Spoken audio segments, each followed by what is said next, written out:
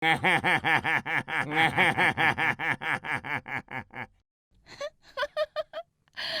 យសុកអើយសុកនេះឬមកហូបទឹករបស់លោកអញនោះត្រីទាំងមូលមិនបានធ្វើស្រកាបន្លែស្ងោររលួយគ្មានគ្រឿងក្បាលកន្ទុយអីសោះនេះវាជាសម្លកាកសំណល់ទេតាអីហាអ្នកស្រុកអើយមកមើលមកហូបទឹកនេះសុកផងចុះសុកឈរធ្លាក់ចង្កាភ្នែកស្លើតសម្លឹងមើលម្ហូបក្នុងឆ្នាំងទាំងហួសចិត្តឆ្នាំងទឹកមិនបានជួយអ្វីគេឡើយគេត្រូវចាញ់ការប្រកួតទាំងអាម៉ាស់មុខបំផុត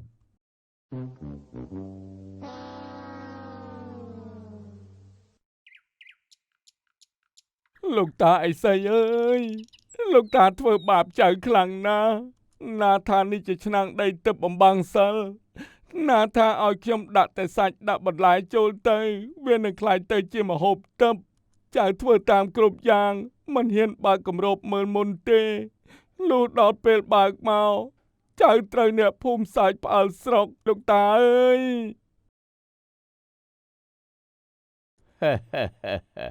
អាចៅជើងល្អអើយឯងមកបន្ទោសតាសួរថាខ្លួនឯងបានធ្វើត្រូវក្បួនខ្នាតហើយឬនៅតាប្រាប់ថាឆ្នាំងនេះជាឆ្នាំងទឹកតែមន្តអាគមរបស់វានឹងមិនបង្កើតឡើងសម្រាប់មនុស្សដែលខ្ជិលច្រអូសដេកចាំតែប្រេងវាសនានោះឡើយហើយចុះលោកតាប្រាប់ថាឲ្យតែបិទគម្របទៅវានឹងខ្លាចទៅជាម្ហូបឆ្ងាញ់តើហើយមិនក៏ឥឡូវប្រែសម្ដីវិញអញ្ចឹងលោកតាអីសីដើរទៅជិតដើម្បីដាស់សតិស្មារតីដែលកំពុងតែងងឹតងងល់ព្រោះភាពខ្ជិលអាចៅល្ងងអើយពិភពលោកនេះគ្មានមន្តអាគមណាអាចធ្វើឲ្យត្រីទាំងមូលប្រែជាសម្លម្ជូរគ្រឿងដោយមិនចាំបាច់កាប់សាច់មិនបាច់បុកគ្រឿងនិងមិនបាច់ប្រើភ្លើងប្រុងប្រយ័ត្ននោះទេឆ្នាំងដីនេះគ្រាន់តែជាឆ្នាំងដីធម្មតាដែលតាដុតធ្វើដោយដៃប៉ុណ្ណោះតែអ្វីដែលជាទឹកពិតប្រាកដគឺវាស្ថិតនៅលើការខិតខំប្រឹងប្រែងការហាត់រៀននិងញើសឈាមរបស់ឯងផ្ទាល់មិនបានជាអញ្ចឹងតាមពិតលោកតាបោកប្រាស់ខ្ញុំទេហើយតាមិនបានបោកប្រាស់ឯងទេតែតាដាស់តឿនឯងបើឯងចង់បានកូនស្រីមេភូមិដែលពូកែធ្វើម្ហូបឯងត្រូវធ្វើខ្លួនឯងឲ្យសមជាមេគ្រួសារដែលពូកែស៊ូដែរការដើរផ្លូវកាត់ដោយពឹងលើអាគមងងឹតមានតែនាំមកនៅភាពបរាជ័យនិងការអាម៉ាស់ដូចថ្ងៃនេះឯងកាលបើឮពាក្យព្រានប្រដៅដាស់តឿនដ៏មានតម្លៃរបស់លោកតាអីសីសុកហាក់ដូចជាភ្ញាក់ខ្លួនព្រឺតគេនឹកឃើញដល់ទឹកមុខខកចិត្តរបស់ពុកម៉ែនិងស្នាមញញឹមឌឺដងរបស់មូលីគេយល់ច្បាស់ហើយថាភាពខ្ជិលច្រអូសពិតជាមិនអាចនាំមកនៅសុភមង្គលពិតប្រាកដបានឡើយលោកតាចៅដឹងកំហុសហើយខ្ញុំពិតជាល្ងងខ្លាំងណាស់ដែលគិតចង់បានអ្វីដោយមិនចាំបាច់ហត់នឿយចាប់ពីថ្ងៃនេះទៅខ្ញុំលែងខ្ជិលទៀតហើយលោកតាសូមលោកតាមេត្តាបង្រៀនរូបមន្តនិងវិធីធ្វើម្ហូបពិតប្រាកដដល់ខ្ញុំផងបានទេខ្ញុំចង់តស៊ូដោយដៃខ្លួនឯងម្ដងល្អណាស់បើឯងមានចិត្តចង់កែខ្លួនពិតប្រាកដតានឹងបង្រៀនឯងចាប់ពីថ្ងៃស្អែកនេះទៅឯងត្រូវក្រោកតាំងពីមាន់រងាវទៅដងទឹកទៅបេះបន្លែព្រៃនិងរៀនស្គាល់រសជាតិគ្រឿងទេសគ្រប់មុខ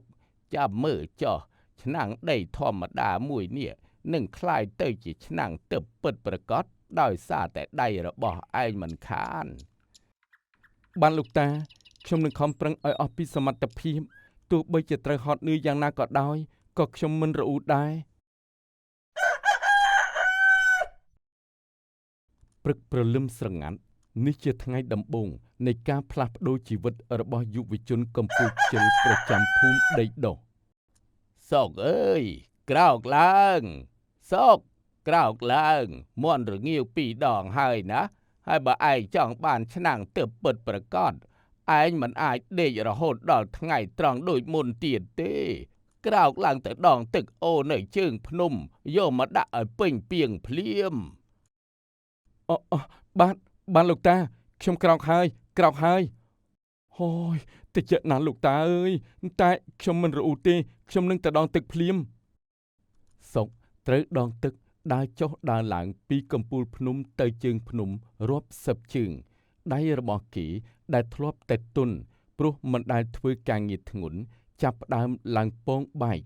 ជើងទាំងពីរក៏ឡើងរឹងបន្ទាប់ពីដងទឹកពេញពីងលោកតាឥសីមិនបណ្ដោយឲ្យគេសម្រាកឡើយគឺត្រូវបន្តរៀនស្គាល់បន្លែនិងគ្រឿងទេសព្រៃភ្លាមស្ដាប់ឲ្យច្បាស់អាចៅម្ហូបដែលឆ្ងាញ់មិនមែនពឹងតែលើសាច់នោះទេគឺវាស្ថិតទៅលើការយល់ដឹងពីគុណសម្បត្តិនៃគ្រឿងផ្សំនេះជាស្លឹកសណ្តាន់ព្រៃផ្ដល់រសជាតិជូរអែមស្រទន់ឯនេះជាមើមរលួសភ្នំផ្ដល់កម្ដៅឈ្ងុយហឹរឯងត្រូវដើរបេះនិងស្គាល់រសជាតិពួកវាឲ្យច្បាស់ដោយការភ្លក់ផ្ទាល់មាត់អូយជូរណាស់លោកតាតែកាលណាខ្ញុំទៅពីយូរទៅមើលដូចជាមានក្លិនក្រអូបជាប់មាត់ពិតមែនចម្លែកណាស់ពីមុនមកខ្ញុំគិតថាគ្រឿងទេសមានតែនៅក្នុងផ្សារសោះមិនដឹងថានៅលើភ្នំក៏មានរបស់ល្អៗបែបនេះដែរពីមួយថ្ងៃទៅមួយថ្ងៃសុកត្រូវវឹកហាត់យ៉ាងម៉ត់ចត់លោកតាឥសីបានងក់ក្បាលពេញចិត្តជាខ្លាំងព្រោះឃើញនាយសុកប្រែប្រួលคล้ายជាមនុស្សម្នាក់ផ្សេងទៀតល្អណាស់សុកចៅឯងធ្វើបានល្អណាស់ឥឡូវនេះឯងបានយល់ច្បាស់ហើយមែនទេថាអ្វីទៅជាមុនអាគមរបស់ឆ្នាំងទឹកបានលោកតាខ្ញុំយល់ច្បាស់ហើយមុនអាគមពិតប្រាកដគឺស្ថិតនៅលើការយកចិត្តទុកដាក់និងការអត់ធ្មត់និងការខិតខំប្រឹងប្រែងរបស់យើងនេះឯងបើគ្មានការហត់នឿយនិងញើសឈាមទេឆ្នាំងទឹកក៏คล้ายទៅជាឆ្នាំងដីអត់ប្រយោជន៍ដែរអើពេលនេះការវឹកហាត់របស់ឯងបានជោគជ័យហើយដល់ពេលដែលឯងត្រូវកាន់ឆ្នាំងដីនេះចុះពីលើភ្នំទៅបង្ហាញអ្នកភូមិនិងនាងមូលីវិញហើយទៅចុះចៅទៅយកបេះដូងកូនក្រមុំមេភូមិដោយសមត្ថភាពពិតប្រាកដរបស់ឯងចុះ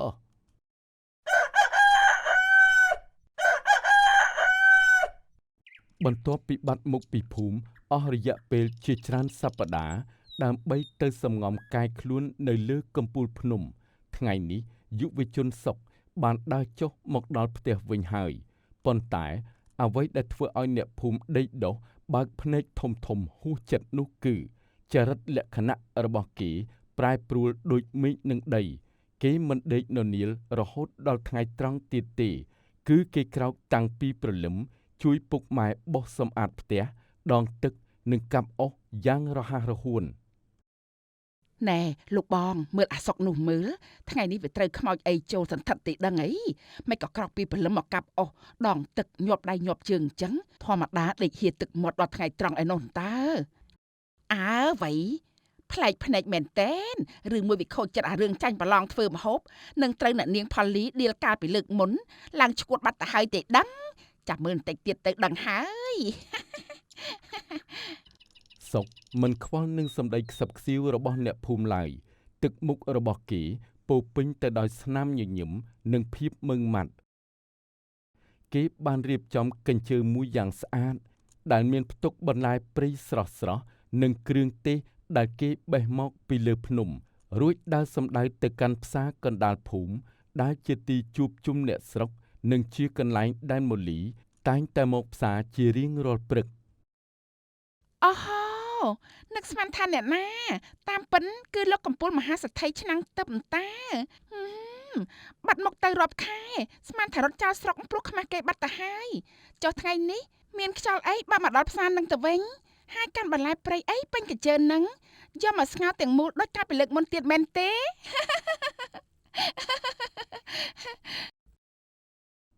ប្អូនស្រីម៉ូលីបងសូមអភ័យទោសចំពោះភាពកំហូចនិងភាពល្ងង់ខ្លៅរបស់បងកាលពីលើកមុនផងណា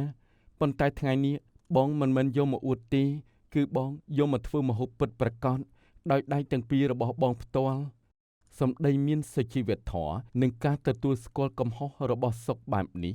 មូលីក្នុងចិត្តបេះដូងលូតញាប់ញ័រ ព្រោះមិននឹកស្មានថាមនុស្សមាត់ចាបមាត់ព្រាបម្នាក់នេះអាចនិយាយពាក្យផ្អែមល្ហែមនិងដឹងខុសត្រូវបែបនេះសោះប៉ុន្តែនាងនៅតែចង់សាកល្បងចិត្តគេបន្តទៀត និយាយតែមាត់អ្នកណាក៏និយាយបានដែរមនុស្សខ្ជិលដុសក្អែដូចជាលោកឯងបើកែខ្លួនបានពិតមែន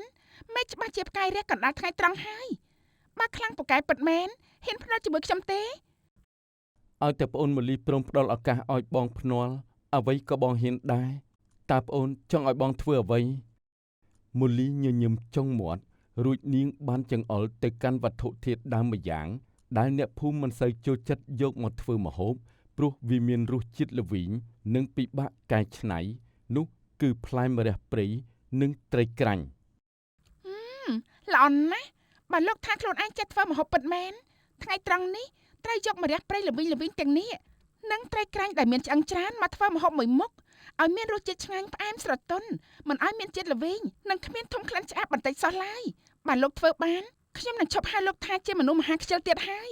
ថែមទាំងព្រមពិភាក្សាជាមួយលោកពុករឿងផ្ដល់ឱកាសឲ្យលោកម្ដងទៀតតែបើធ្វើមិនបានទេលោកត្រូវដាស់ស្រេចពេញភូមិថាខ្ញុំជាមនុស្សកុហកព្រមទេ បាទព្រមថ្ងៃត្រង់នេះប្អូនមូលីនិងអ្នកភូមិទាំងអស់ចាំភ្លក់ចុះបងនឹងបង្ហាញថាឆ្នាំងដីធម្មតាមួយនេះអាចបង្កើតរបស់ទិព្វបានដោយរបៀបណាដំណឹងនៃការភ្នាល់គ្នារវាងកូនស្រីមេភូមិនិងសុកបានល្បីល្បាញពេញមួយភូមិត្រឹមតែមួយពព្រិចភ្នែកគ្រប់គ្នាទន្ទឹងរង់ចាំមើលយ៉ាងអន្ទះសារថាតើសុកអាចយកឈ្នះផ្លែម្រះព្រៃដ៏ល្វីងជូរចត់នោះបានដោយរបៀបណាចំណែកឯសុកវិញគេដើរត្រឡប់ទៅផ្ទះវិញដោយភាពស្ងប់ស្ងាត់ក្នុងខួរក្បាលចាប់ផ្ដើមនឹកឃើញដល់មេរៀននិងរូបមន្តសម្ងាត់ដែលលោកតាអីសីបានបង្រៀននៅលើកំពូលភ្នំលោកតាអីសីចៅនឹងមិនធ្វើឲ្យលោកតាខកចិត្តឡើយជាតិល្វីងរបស់ម្រះក៏ដូចជាជាតិខ្ជិលរបស់ខ្ញុំដែរបើស្គាល់វិធីកែច្នៃនិងប្រើការអត់ធ្មត់វានឹងប្រែទៅជាផ្អែមល្ហែមនិងមានតម្លៃបំផុតចាំមើលចុះខ្ញុំនឹងធ្វើឲ្យបានពេលវេលាថ្ងៃត្រង់ត្រដែតបានឈានចូលមកដល់នៅកណ្ដាលទីលានផ្សារភូមិដីដុះមនុស្សម្នាមកចោមរមើលយ៉ាងកក់កុញសូម្បីតែលោកមេភូមិក៏មកអង្គុយធ្វើជាគណៈកម្មការកាត់សេចក្តីដែរនៅកណ្ដាលវងមានចង្ក្រានអុសមួយកំពុងតែឆេះររៀលដោយមានឆ្នាំងដីចាស់របស់សុកតាំងនៅលើនោះសុកឈរធ្វើម្ហូបដោយភាពស្ងប់ស្ងាត់ដៃទាំងពីរធ្វើការយ៉ាងរហ័សរហួនខុសប្លែកពីមុនដាច់ស្រឡះប្លែកភ្នែកមែនតើវើយ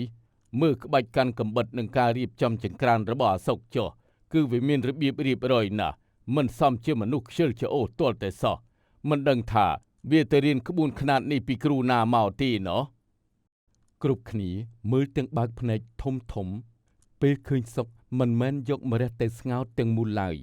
គេយកម្រះព្រៃមកវះយកគ្រាប់ចេញរួចយកទៅត្រាំក្នុងទឹកអំបិលលាយទឹកដំឡូងមីដែលគេដងមកពីលើភ្នំដើម្បីស្រូបយកជាតិល្វីងជូរចត់ចេញអស់ប្អូនមូលីផ្លែម្រះព្រៃវាមានជាតិល្វីងពីធម្មជាតិក៏ពិតមែនតែបើស្គាល់វិធីប្រើទឹកអំបិលនិងរសជាតិផ្អែមស្រទន់របស់មើមរលួសភ្នំមកកាត់ជាតិល្វីងទាំងនោះនឹងប្រែទៅជាផ្អែមជាប់បំពង់កវិញមិនខានឡើយចំណែកត្រីក្រាញ់បើបងមិនអត់ធ្មត់បេះឆ្អឹងចេញទេវានឹងធ្វើឲ្យអ្នកពិសាត្រូវជាប់កការធ្វើម្ហូបគឺត្រូវប្រើបេះដូងនិងការយកចិត្តទុកដាក់ណាប្អូនស្រីនៅពេលដែលសុកបើកគម្របឆ្នាំងដីចាស់នោះចេញមកស្រាប់តែមានផ្សែងហុយឡើងតិចតិចព្រមទាំងជះក្លិនក្រអូបឈ្ងុយសម្លប្រហើរម្រះព្រៃលាយសាច់ត្រីក្រាញ់ក្រអូបឈ្ងុយសាយភាយពេញផ្សារ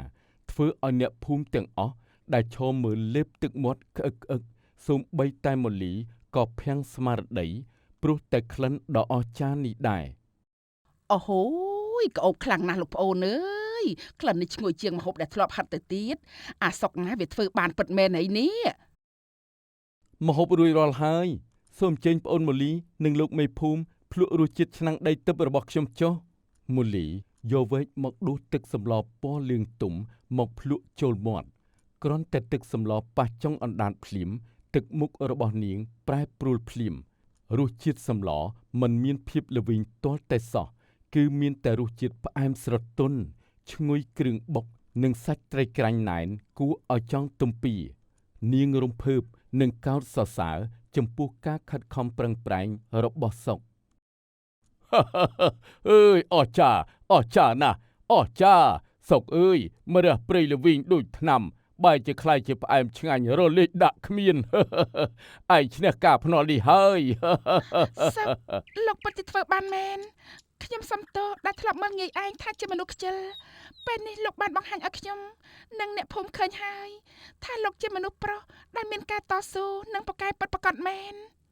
ប្អូនម៉ូលីបើគ្មានសម្ដីស្ដីប្រដៅដាច់អហង្ការរបស់ប្អូនកាលពីលើកមុនទេបងក៏មិនដឹងខ្លួនមិនបានទៅរៀនសូត្រកាយខ្លួនមកធ្វើជាមនុស្សថ្មីបែបនេះដែរឆ្នាំងដីនេះមិនមែនជាឆ្នាំងទឹកមន្តអាគមអូមអាមអីទេគឺជាឆ្នាំងដីធម្មតាតែមន្តអាគមពិតប្រាកដគឺក្តីស្រឡាញ់ដែលបងមានចំពោះប្អូនទើបបងហ៊ានតស៊ូជំនះភាពខ្ជិលបាន មនុស្សមាត់ផ្អែមអើយពូកែនិយាយណាឥឡូវបាត់ដឹងខ្លួនថាពូកែបែបហ្នឹងមិនក៏មិនប្រាប់គេតាំងពីដំបូងមក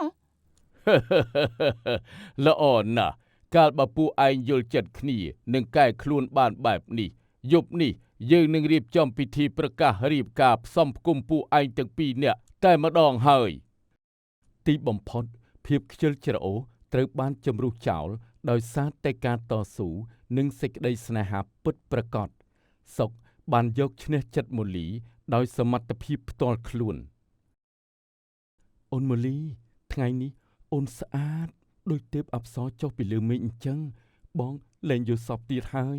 ទីបំផុតបងបានរៀបការជាមួយកូនក្រមុំលោកមេភូមិមែនតែនហើយ ឈប់និយាយលេងសាច់ទៅបងសុកការឲ្យភ្លាមត្រូវតែដងទឹកដាំបាយធ្វើម្ហូបឲ្យខ្ញុំហូបណាបើមិនអញ្ចឹងទេខ្ញុំនឹងដេញឲ្យទៅដេកជាមួយឆ្នាំងដីចាស់របស់បងឯងវិញមិនខានឡើយ បាទទេពអប្សររបស់បងមូលីឆ្នាំងដីចាស់មួយនេះបានកែប្រែជីវិតបងហើយអូនគឺជាមន្តអាគមពិតប្រាកដនៅក្នុងបេះដូងបង បងសុកខ្ញុំក៏មានមោទនភាពដែលបានបងជាប្តីដែរតោះទៅលាងឆ្នាំងបាយទៅតិចអត់បាយល្ងាចទៅណា ពេលវេលាកន្លងផុតទៅគូស្នេហ៍ភរិយាថ្មីថ្មោងមួយគូនេះ